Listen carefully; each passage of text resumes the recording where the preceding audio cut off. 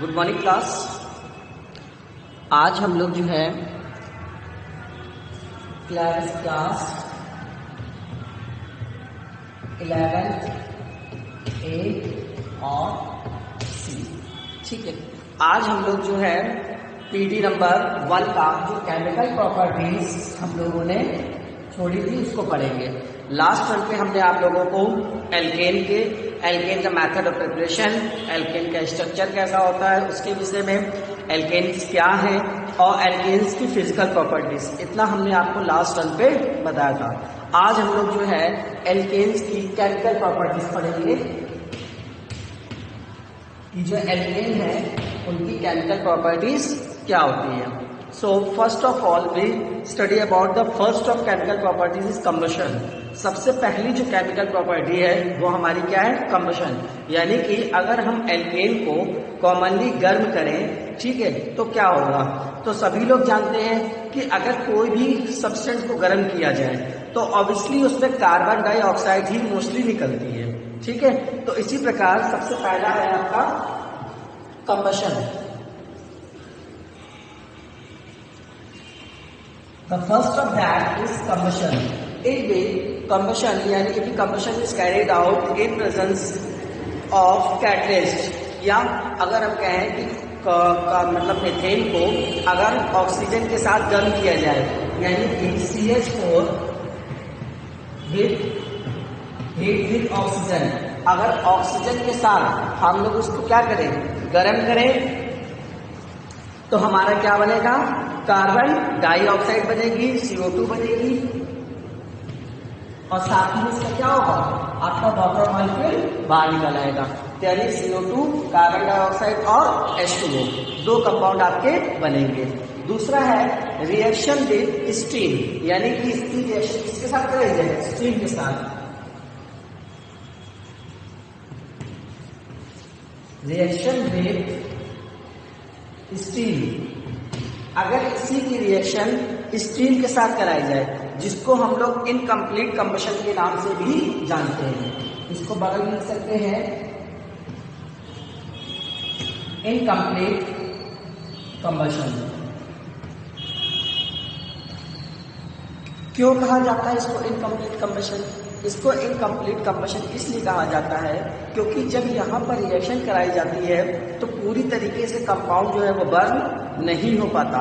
जैसे सभी लोग जानते हैं कि अगर CO2 मान लो एटमॉस्फेयर प्रेजेंट है तो वो हमारे लिए इतनी हार्मफुल नहीं होती तो है, सभी जानते हैं, लेकिन अगर जो कार्बन मोनोऑक्साइड होती है वो हमारे लिए ज्यादा हार्मफुल होती है। जैसे मीथेन की रिएक्शन अगर करा दो, भाई सीधी सी बात है, कम्बशन का मतलब ये है, इसको गर्म करो किसके साथ, H2O, स्टीम के साथ जो गर्म करोगे इन लिक्विड कैटलिस्ट के प्रेजेंट में आपकी बनेगी क्या, कार्बन मोनोऑक्साइड, ठीक है। यहाँ पर CO, कार्बन मोनोऑक्साइड बनेगी, और साथ ही में इसकी क्या होगी, हाइड्रोजन गैस आपकी बाहर निकल जाएगी। तो इस प्रकार जो ये वाला कम्बशन प्रोसेस है, ये आपका जो है इनकम्प्लीट कम्बशन प्रोसेस ही आपका होगा, जिसमें कार्बन मोनोऑक्साइड आपकी बनेगी। नेक्स्ट थर्ड है आपका control oxidation. The third one is that control oxidation. Control oxidation का मतलब क्या है? कंट्रोल ऑक्सीडेशन का मतलब है, पहली बात तो ऑक्सीडेशन का मतलब ही आप समझ गए होंगे कि ऑक्सीजन का जुड़ना। तो जहां पर ऑक्सीजन जुड़ रहा है वो आपका क्या है, ऑक्सीडेशन। अब कंट्रोल ऑक्सीडेशन से मतलब है कि ऑक्सीडेशन विद इन कंट्रोल होना चाहिए, यानी कि alkanes on heating with air and oxygen, अगर एल्केन्स को एयर और ऑक्सीजन के साथ कॉपर कैटलिस्ट प्रेजेंट में अगर गर्म किया जाए तो वैरायटीज ऑफ कंपाउंड बनते हैं। जैसे सबसे पहला अगर मीथेन को गर्म करो किसके साथ, जैसे दो मॉलिक्यूल अगर मीथेन ले लिए, CH4 reaction with O2, oxygen किसके साथ गर्म कर रहे हैं, पहले हम कॉपर के साथ। अगर हम कॉपर के साथ गर्म करते हैं तो ये हमारा किसका बन जाएगा, मेथिल अल्कोहल, CH3OH, दो मोल हमारे क्या बन जाएंगे, मेथिल अल्कोहल के। यानी मीथेन को अगर ऑक्सीजन के साथ एयर के साथ गर्म करेंगे इन प्रेजेंस ऑफ कॉपर को लेकर कैटलिस्ट की तरह, तो किसमें बदल जाएगा हमारा मेथिल अल्कोहल में। अगर सेम रिएक्शन तो हम किसके करा दूसरे कैटलिस्ट के साथ करा दें, जैसे CH4 react with oxygen in presence of MO2O3 molybdenum oxide. अगर इसी रिएक्शन को इसके साथ कराई जाए, ठीक है, तो ये आपका किसमें कन्वर्ट हो जाएगा एल्डिहाइड ग्रुप में, यानी कि HCHO प्लस H2, ये तो बन जाएगा। अब देखिए पहला वाला अगर कॉपर के साथ कराया था तो किसमें बदल गया था, ये आपका मेथिल अल्कोहल में। अगर इसी तरह MO2 के साथ गर्म करेंगे तो आपका किसमें बदल जाएगा, ये फॉर्मेल्डिहाइड में। इसी तरह अगर मान लीजिए आप एक और कैटलिस्ट है जैसे कि सोडियम एसीटेट, अगर आप सोडियम एसीटेट के साथ इसको गर्म करेंगे तो ये आपका बदल जाएगा इसमें कार्बोक्सिलिक ग्रुप में। तो यानी वैरायटीज ऑफ कंपाउंड आपके इसमें मिलेंगे जिसके साथ आप इसको गर्म करेंगे। नेक्स्ट है आपका आइसोमराइजेशन।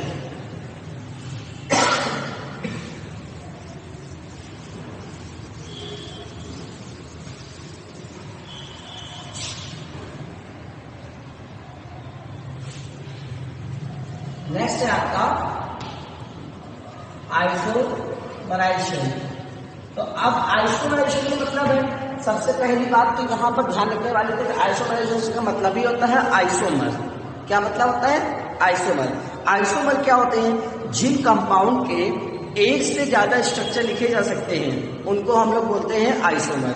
यानी कि जिनका जो जनरल फार्मूला है वो तो सेम रहेगा, लेकिन उनके लिखने की जो पैटर्न है वो क्या हो बदल जाए, जिससे कंपाउंड तो मतलब जो है जनरल फार्मूला एक रहेगा बट उसके स्ट्रक्चर बदल जाएंगे, तो वो उसके क्या कहलाएंगे आइसोमर। जैसे कार्बन, सभी लोगों ने 10th में पढ़ा होगा कि कार्बन के आइसोमर्स होते हैं, जैसे बर्फेस्टोकोलिनस होता है, ग्रेफाइट होता है, डायमंड, ये सब क्या है, तो एक तरीके से कार्बन के आइसोमर्स फॉर्म ही तो है। सेम इसी प्रकार आइसोमराइजेशन में यहाँ भी है कि हम लोग जैसे कोई भी कंपाउंड लेंगे तो उसको अलग तरीके से लिखेंगे। जैसे हमने एग्जाम्पल फॉर लिया N-ब्यूटेन, यानी कि CH3, CH2, CH2 और CH3, इसको बोलते हैं N-ब्यूटेन। N का मतलब है यहाँ पर आपका नॉर्मल, ठीक है, N यहाँ पर क्या आपका नॉर्मल। हमने नॉर्मल ब्यूटेन को लिया और क्या किया, AlCl3 की प्रेजेंट में इसको गर्म किया as a catalyst aluminium trichloride. AlCl3 की प्रेजेंट में इसको गर्म किया, हमारा जो नॉर्मल ब्यूटेन है वो किसमें बदल जाएगा आइसोब्यूटेन में। तो स्ट्रक्चर क्या बन जाएगा, CH3 single bond CH single bond CH3 single bond CH3, नाम इसका क्या हो गया आपका आइसोब्यूटेन। जब सेकेंडरी कार्बन से कोई कंपाउंड जाकर जुड़ता है तो उसको हम लोग आइसो बोलते हैं। ध्यान रखना, जब सेकेंडरी कार्बन से इस प्रकार जाकर कंपाउंड जुड़ेगा तो आपका क्या कहलाएगा आइसोब्यूटेन।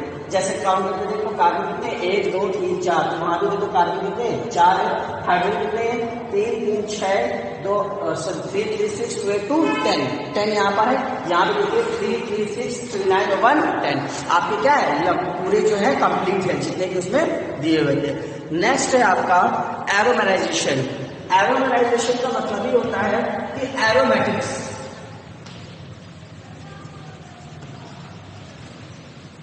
That is एरोमेराइजेशन। एरोमेराइजेशन का मतलब ही होता है एरोमेटिक कंपाउंड में बदलना, ठीक है, यानी कि ऐसा कंपाउंड जो किसमें बदल जाए आपका एरोमेटिक कंपाउंड में। जैसे हमने मान लिया CH3 single bond CH2 single bond CH2 single bond CH2 single bond CH2 और सिंगल बॉन्ड CH3। 1 2 3 4 5 6 कार्बन का हमने कंपाउंड लिया और इसको हमने क्या किया, सोडियम ऑक्साइड के साथ हमने क्या किया Cr2O3, इसके साथ हमने क्या किया गर्म किया। जब ये गर्म करेंगे तो ये आपका इसमें बदल जाएगा बेंजीन, इसमें कन्वर्ट हो जाएगा आपका ये कंपाउंड बेंजीन में। तो इस तरीके से इसमें आ जाएगा और कॉमनली इसको जो है हम लोग C6H6 इस नाम से लिखेंगे, नॉट प्लस इस और, या फिर इस तरीके से पर लिखेंगे या फिर C6H6 के नाम से इसको लिखेंगे। और साथ ही आपके जितने भी हाइड्रोजन होंगे उनको आप क्या करेंगे बाहर निकाल देंगे, तो बचा हुआ आपका 4H2O क्या होगा, सॉरी 4 हाइड्रोजन क्या होंगे आपके बाहर निकल जाएंगे इस तरीके से। नेक्स्ट है आपका हैलोजिनेशन।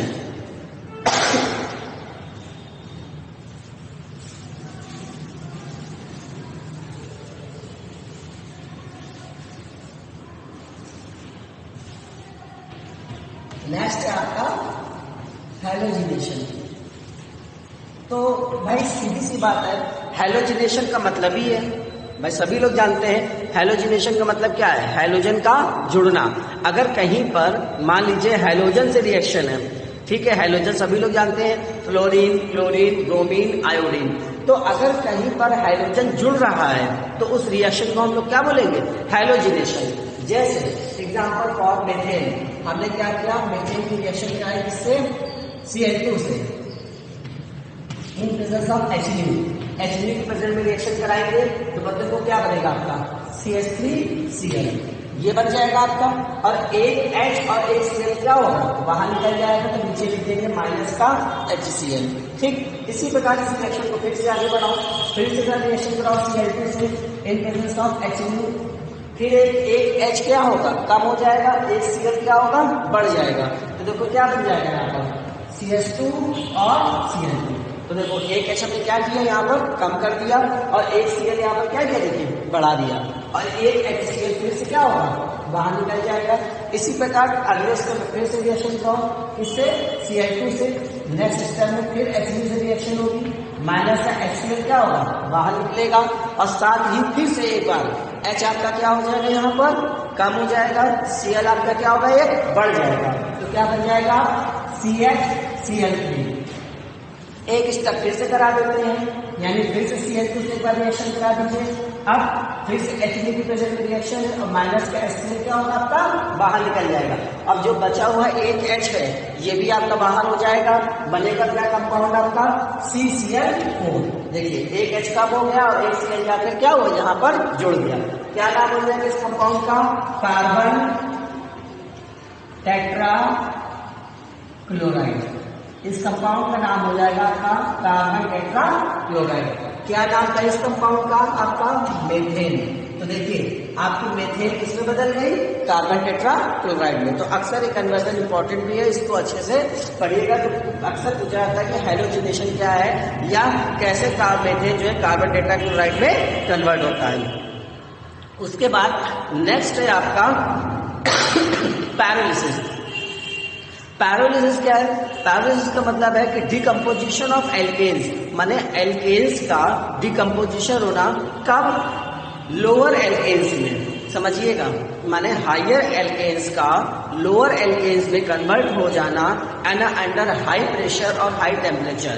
हाई प्रेशर और हाई टेम्परेचर पर हायर एल्केन का लोअर एल्केन में कन्वर्ट हो जाना आपका क्या कहलाता है, पैरोलिसिस।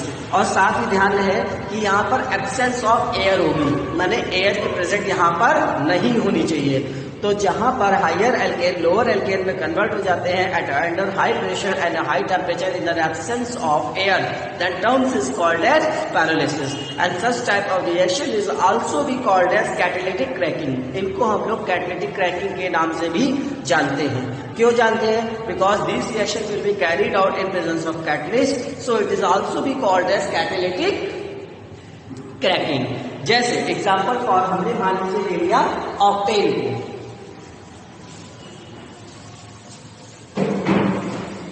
हमने क्या किया, ऑक्टेन को लिया। जैसे ऑक्टेन क्या होगा आपका, C8 और H18। ठीक, अब ऑक्टेन है, ऑक्टेन को आप क्या करिए, किसी एक कैटलिस्ट के प्रेजेंस में रिएक्शन करा दीजिए, और किसमें, हाई प्रेशर और हाई टेम्परेचर पर। अब अगर हाई प्रेशर में इसको आप कन्वर्ट कराएंगे तो किस में बदल जाएगा, ये ऑक्टीन में, यानी कि C8H16, और साथ में आपकी क्या होगी, हाइड्रोजन गैस आपकी बाहर निकल जाएगी। और ये तो एक हो गया, इसी तरीके से आप इसको एक और कन्वर्ट कर सकते हैं, इसमें ब्यूटेन में, यानी कि ब्यूटेन होगा, यानी क्या होगा, देखिए C4 और H10 ब्यूटेन में जाएगा, साथ ही किसमें जाएगा, मीथेन में जाएगा, CH4 आपका बनेगा, इसी के साथ आपका एथीन बन जाएगा, यानी C2H4 बनेगा, और एक अलग से कार्बन भी आपका बाहर निकलेगा। तो आपने देखा कि हायर एल्केन की किसमें कन्वर्ट हो गई, लोअर एल्केन में। तो देखो बहुत सारे कंपाउंड टूट गए। तो इस प्रकार हायर एल्केन का लोअर एल्केन्स में कन्वर्ट हो जाना क्या कहलाता है? पायरोलिसिस। आज का आपका टॉपिक यहीं पर खत्म करते हैं और नेक्स्ट टर्म पर हम लोग उसमें एल्कीन के विषय में पढ़ेंगे कि अब एल्कीन क्या होता है, और जितना भी वर्क है इसको आपको अपनी कॉपीज में नोट डाउन करना है। Thank you class.